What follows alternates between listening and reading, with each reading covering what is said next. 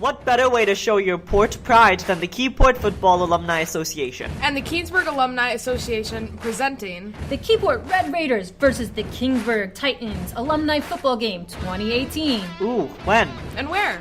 Okay, on Saturday, June 16th at 4:05 p.m. at Kingsburg High School, the pads will go on again to keep the rivalry alive. It's a chance for alumni to play the game they love one more time. The KFAA's yearly goals provide financial support to Keyport American Youth Football, Keyport High School Football, and also our annual scholarships to deserving seniors from KHS. And it builds the bond between the two communities through volunteer, mentoring, and social activities. Exactly. Please come out and support the Keyport High School alumni football team for this great event. Tickets are $10 as of May 14th at the Board of Education office, Broad Street, Keyport, New Jersey. Any t-shirts available? Yes, t-shirts too. Your support helps the KFAA achieve those annual goals to support the youth in our community. Need more information? Email keyportalumni@gmail.com. Or you can find us on Facebook, Instagram, and Twitter. Again, that's June 16th with a 4:05 p.m. kickoff at Kingsburg High School. Remember, once a Raider, always a Raider.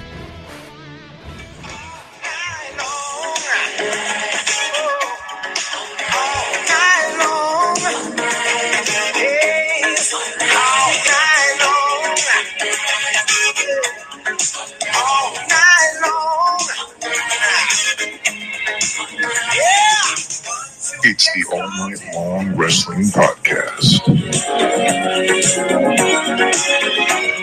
with the Enforcer. I believe they're called enforcers, Gordon.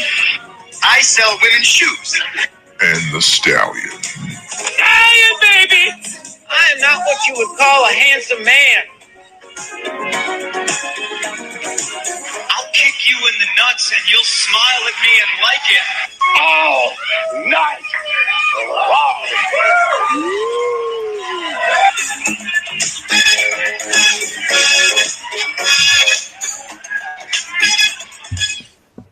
Welcome to another edition of the All Night Long Wrestling Podcast. We are your host. He's the Stallion. I am the Enforcer. And we are joined by the resilient rookie of Chikara Live, Green Ant. Welcome to the show, my friend. We appreciate you stopping by.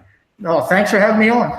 I appreciate it. Listen, the dance moves during the Lionel Richie song, that's what the people pay for. That's the side of me people don't get to see too often on these podcasts. Sweet. That's why you're here, man. Well, listen, welcome. We appreciate you stopping by. Obviously, if you see the backdrop, you see Officer Barksdale. Tell everybody where you are right now.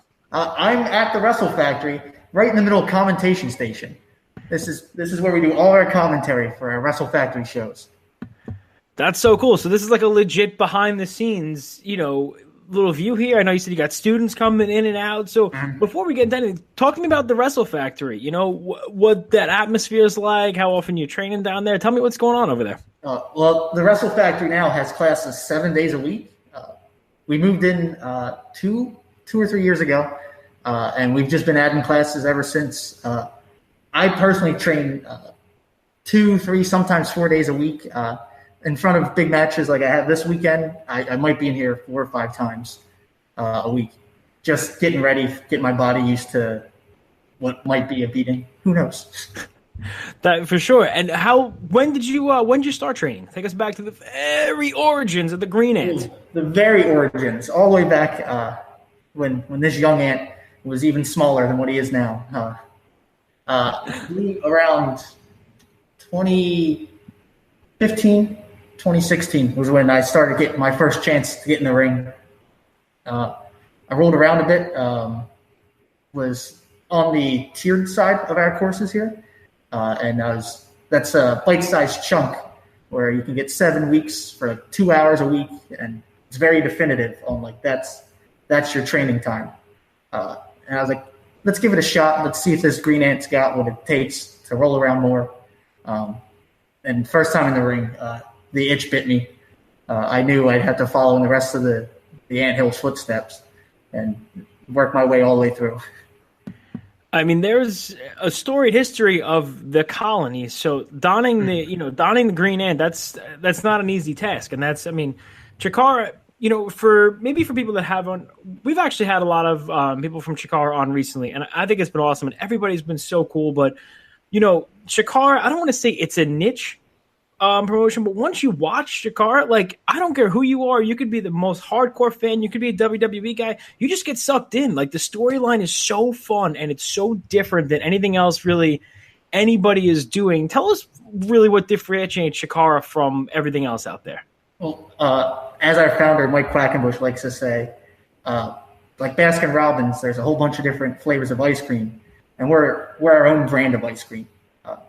We bring in people that love ice cream in general, or people that like the fine things that we do. We're more comic book based, more lucha libre style, colorful characters that went away in the '90s for the mainstream wrestling.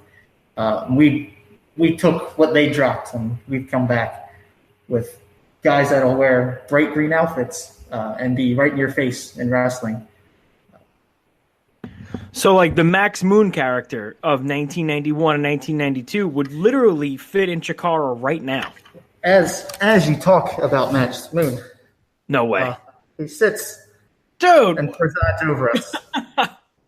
that is fantastic. What are the odds of that? Max Moon was such a cool character. Very much so that we got a velvet painting of him to sit over and preside over us at a commentation station. Who auctioned off, like, who had that commission? Who decided on the Max Moon painting? That is a story I have no idea about. That was before I was here. I came in my first day and he was up. There's one rule in the Wrestle Factory, and it's no cell phones near Max Moon. Thankfully, we're on a computer, so we're good. That is fantastic. I'll try to touch base with Mike Quackenbush to see if he will divulge the beginnings of the Max Moon character. The secret and I know line. that sounds like we discussed this prior. That was just the first thing that came to my mind. I think that's the coolest thing. I love that gimmick. So all right, so you come to the Wrestle Factory. What made you decide on the Wrestle Factory out of all the bajillions of pro wrestling schools out there? Well, you see, all of the ants in professional wrestling have come from the Wrestle Factory. So it was a very logical and easy choice to follow where the guys that I've looked up to went. That is true. It's the colony, right? So you really had no choice whatsoever. Now, growing up, were you a professional wrestling fan, or is this something that came on later in life? Where did you stand growing up as a fan? Oh, absolutely. Some of my first memories are huddled around the TV watching some WCW, WWF channel flipping. My father loved to change between the two when there was commercials, and then commercial flipping as well when they were both on commercial. So I was, from a very young age, 3 or 4, he had it on. I distinctly remember watching it during kindergarten nights that I had to wake up the next day for kindergarten classes. It's lifelong. That was it's crazy. My first memory too is watching Channel 17 was WWF right after Scooby-Doo came on. And I was watching Scooby-Doo one day, and then WWF was on. I think it was All American Wrestling. And I was like, whoa, what is this? And now here we are today. So I got to ask you, we ask everybody on the show that comes on, it's the line is in the sand. You're one side or the other. You're not both. Are you a Bret Hart guy or are you a Shawn Michaels guy? Ooh, the line that divides the sand here at the Wrestle Factory too. I'm on the Shawn Michaels. Really? That's a tough question over there? Yes. Well, tough question because of the Rockers and how Marty Jannetty has come in and helped train a whole bunch of people here. That's okay. So a little bias.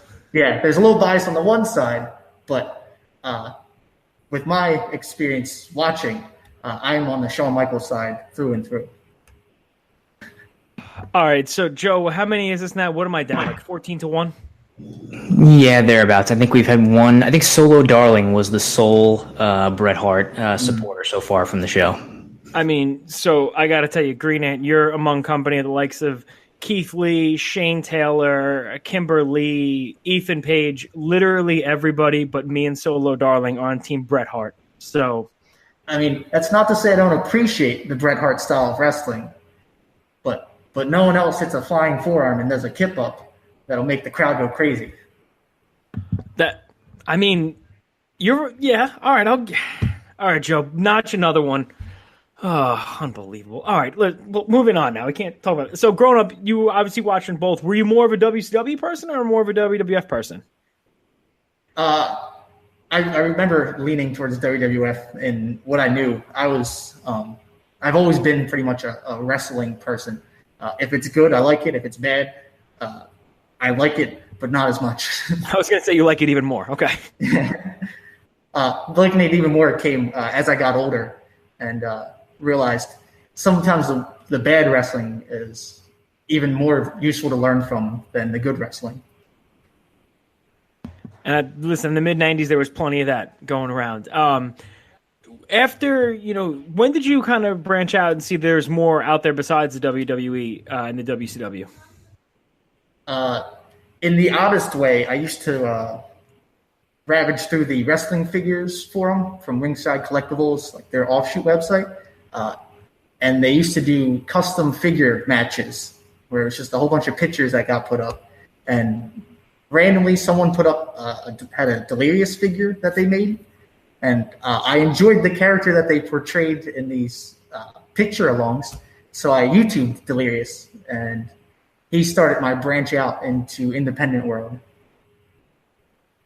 Wow, so the crazy chameleon man himself, Delirious, was your first introduction into Ring of Honor. So did you immediately become a fan of Ring of Honor and you were like, oh my goodness, there's other stuff out there? Or how did that transition happen? There's very much a lot of there's other stuff out there. And the Raw and SmackDown alone was not enough for me to just watch. I needed to watch as much as possible. So finding out there's even more alternatives was even better for me. Do you still keep up with, everything? There's, with all the streaming services and all the stuff going on right now, there's so much professional wrestling. Are you still all over the place? I religiously watch CMLL. If I can't catch the first hour of every CMLL show, I feel lost in my week. Monday nights is always Raw. SmackDown I tend to get highlights from. I haven't watched Impact Wrestling in what would be a tragedy of a time. That's okay. Nobody has. As good as it is right now, I hear it's a lot better than it has been in a long time. But I don't even know I think it's on Pop TV. Nobody gets the station. That's the problem. Yeah, and I don't trust my heart to them anymore. When I was watching guys like the Motor City Machine Guns and Generation Me tear it up, I was all in it. And then it started going the other way, and my heart slowly broke. They went from the youth movement to the non-youth movement. And it was, that was definitely a tough one. That's when it was on, like once a week on Wednesdays, and the show was so much better. And I think, as a wrestling fan right now, you have, everybody has a streaming service, and for a couple of dollars a month, the content that you get is fantastic. I think the WWE did a great job in setting the bar on what you can watch. If I'm bored, I'll just go pop on like Super Bowl I, and it'll take me 20 seconds to get there. So I think it's such a great time for people to be a wrestling fan right now, because it's not just, you don't just have your one show a week. There's a lot of stuff out there, and I think Chikara is one of the coolest things you could really watch, because there's so many different characters, and there's so many different feuds, and you get so emotionally invested in really everything that's going on. You mentioned earlier you have a big match coming up this weekend. I want to take you back to out of Rosario a couple weeks ago. You had a heck of a match with Fire Ant. That was one of the first Chikara shows I watched live, and I thought that match was just fantastic. Tell us a little bit about the storyline going into that, what that match was like for you. I came on board in Chikara, made my debut to the world, National Pro Wrestling Day. That was when the world finally saw that this Green Ant was ready to take over the world. I faced the Hermit Crab. Things didn't really go my way, but they put me in the Young Lions Cup. Things went a little south there as well. Omari is a large man. But then Thief Ant comes along. And now I've got a partner, and I'm ready to take on this tag team scene by storm. We qualify for Tag World Grand Prix, and we think it's our chance. We're going to show the world that the colony is ready for this. But Fire Ant apparently doesn't see us fit for the colony. He doesn't think that we're ready for it, whatever his reasons may be. Takes us, slams our heads into the concrete, hits us from behind. It was a mess of a day. Worker Ant